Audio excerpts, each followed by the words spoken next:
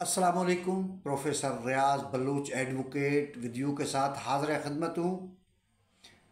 जैसे कि आप जानते हैं कि आज दुनिया जिसमें हम रह रहे हैं वो बदली हुई दुनिया है।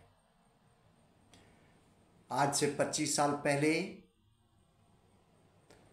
एक और दुनिया थी।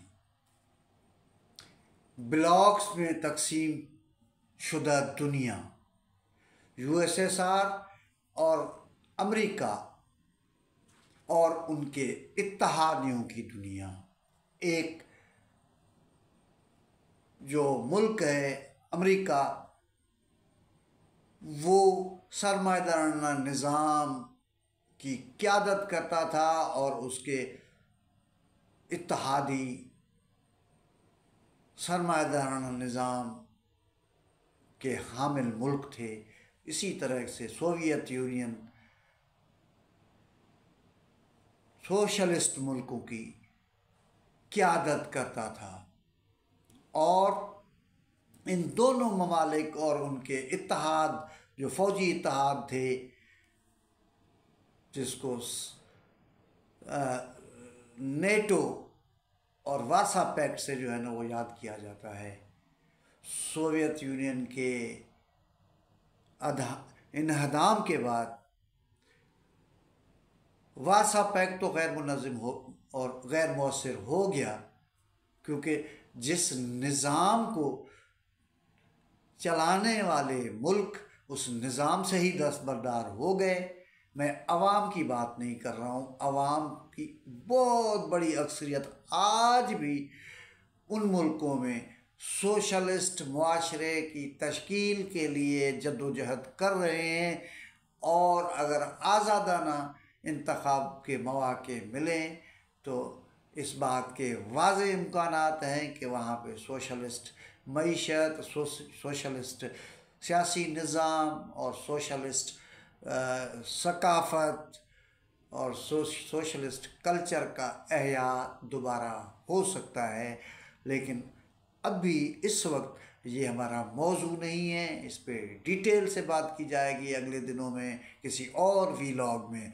मैं जिस चीज़ को आज फोकस करना चाहता हूँ वो तिजारत है। गुज़श्ता वीलॉग्स पे भी मैंने बहुत ज़्यादा तिजारत पे फोकस किया और जाहिर सी बात है आज के बदले हुए दुनिया में जिसके हाथ में तिजारती हथियार है, ट्रेड वेपन है, उससे ताकतवर मुल्क कोई नहीं हो सकता। कहा जाता है कि 2030 तक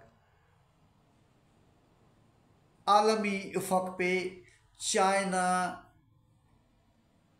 नंबर 1, पहले नंबर का मुआशी ताकत रखने वाला मुल्क जो है वो हो जाएगा। प्रिडिक्शंस हैं आज की, उसकी जो ग्रोथ है उसको सामने रखते हुए, और ये अब आलम आश्कार हो चुका है कि कैपिटलिज्म के अंदर मज़ीद तेज़ रफ्तार ग्रोथ के इम्कानात कम से कम होते जा रहे हैं। अगर वो ग्रोथ के इम्कानात कम हैं तो इस तर्ज़ मईशत को रख के आगे दुनिया की सियासी और मुआशी क़यादत नहीं हो सकती। चाइना ने एक मंसूबा बनाया, उस मंसूबे को BRI जैसे भी समझ लें, बिल्ट एंड रोड इनिशिएटिव। अब इस मंसूबा जो मेगा प्रोजेक्ट है दुनिया का, वो अफ्रीका को, एशिया को, यूरोप को, लैटिन अमेरिका को एक रोड की कनेक्टिविटी देगा और उस रोड की तामीर के बाद पूरी दुनिया एक रोड के साथ जुड़ जाएगी। इसका मतलब ये हुआ कि इसके बाद तामीर के बाद चाइना और उसके साथ मुंसलिक जो ट्रेड पार्टनर्स हैं वो पूरी दुनिया तक रोड और ट्रांसपोर्ट का एक्सेस जो है वो उन तक और रसाई हो जाएगी। मतलब ये हुआ कि दुनिया मुट्ठी में आ जाएगी, मुट्ठी में। अब पाकिस्तान इस पूरे मंसूबे का एक अहम पार्टनर है। उस मंसूबा जो पाकिस्तान के पर्सपेक्टिव में है उसको सी पैक कहा जाता है, सी पैक। उस सी पैक को रोकने के लिए बड़े जतन करने पड़े अमेरिकन और उनके इत्तेहादियों को, प्रॉक्सीज शुरू की, मुआशी दबाव डाले गए और लोकल जो पॉलिटिकल जो एलिमेंट्स हैं उस पर असरअंदाज किया हुआ, असरअंदाज होने की कोशिश की।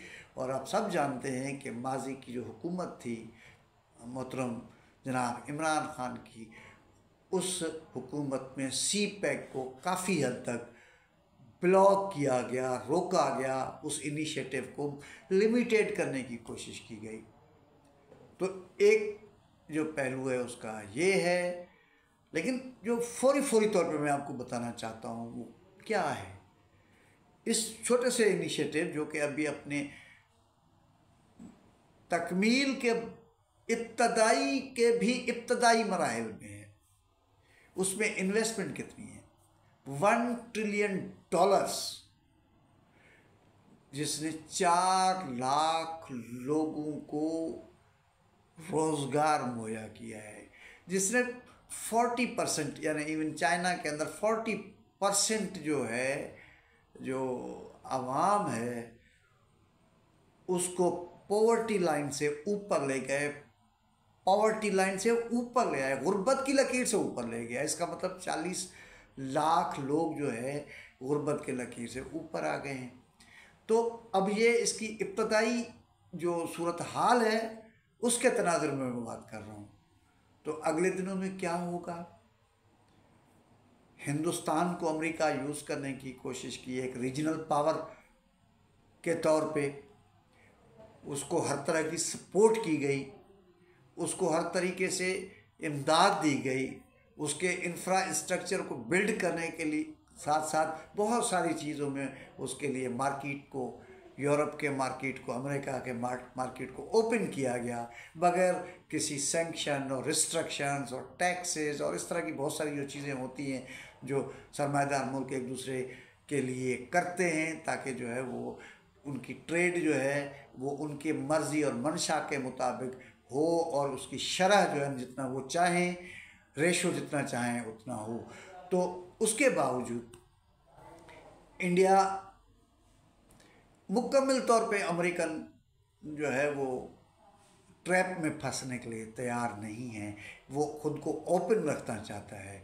वो माजी में जिस तरह से उसके ताल्लुकात रशिया के साथ भी थे, यानी कि सोवियत यूनियन के साथ, और टू सम एक्सटेंट अमेरिका के साथ भी थे, और non aligned movement, political level पे नॉन अलाइंड मूवमेंट के रुकन भी थे। मतलब हर तरह से उन्होंने प्ले किया अपने मफादात को नज़र में रखते हुए।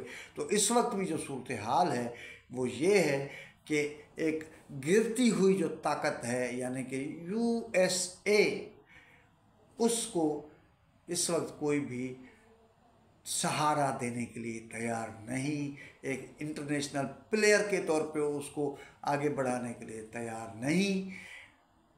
जी हाँ, बस इस हद तक करना चाहते हैं कि वो जो इंडिया और दीगर जो इस तरह के मुल्क हैं उनकी जो तिजारती तरजीहात हैं उसमें मुआवनत कर सकें या मुआविन साबित हों। तो ये एक मुस्तकबिल की मंजर कशी है। आगे मज़ीद इस पर गुफ्तगू करेंगे और हम पाकिस्तान का जो मुस्तकबिल में जो किरदार है इस सारे जियो इकनॉमिक जो सफ़बंदी है उसमें उस पर बात होगी। आज के लिए इतना, अगली दफ़ा इस मौजू को आगे बढ़ाते हुए बात करेंगे। बहुत शुक्रिया, अपना ख्याल कीजिएगा। Thank you very much.